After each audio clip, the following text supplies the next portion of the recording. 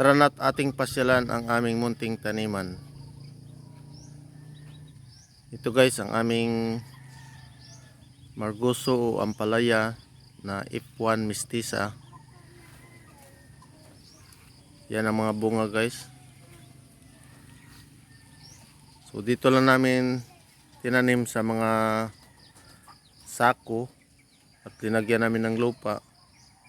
Dahil ang lugar na ito ay minsan kapag malakas ang ulan ay ano siya dito guys, magpa-flood siya.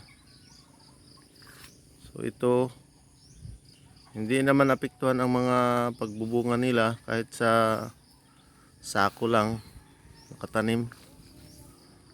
Ito guys oh, sobrang haba niya guys. Yun pang isa doon oh. Matataba sila guys. Ang 1 kilo ay 4 na piraso lang. Yan pa guys oh. So ito reject to sa market, reject to siya dahil nakabaluktot.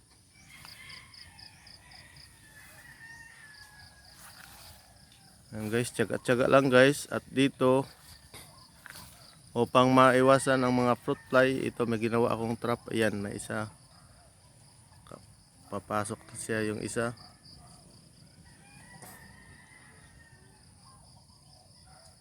Yan, nakapasok na ang isa guys na fruit fly. So dito matrap sila sa loob.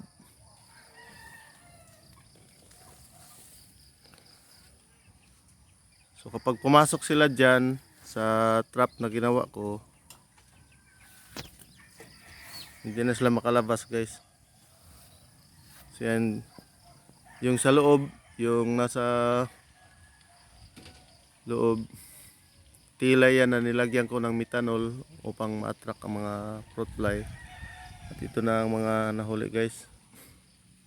So upang maiwasan natin ang mga uod sa ating pananim. So wala itong spray guys. Ang ginamit namin na pataba ay organic lang. Galing sa doon, sa dumi ng aming manok. So pinatuyo namin yan at yun ang ginawa naming pataba dito sa lupa na pinagtaniman namin. So ito.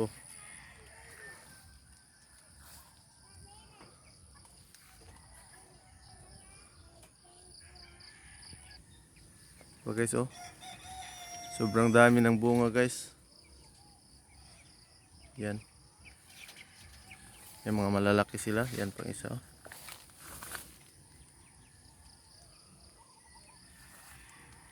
So napag-isipan ko na gawin ito guys. Kasi kapag pagtuturo lang ating hanap buhay ay mahirap. Hindi tayo maka ano ng ating mga pangailangan. Lalo na't may college na tayo na anak. So yan ang isa. Papasok na siya sa trap. Yung fruit fly. So kapag nakapasok na sila doon sa ating trap, hindi na sila makalabas guys.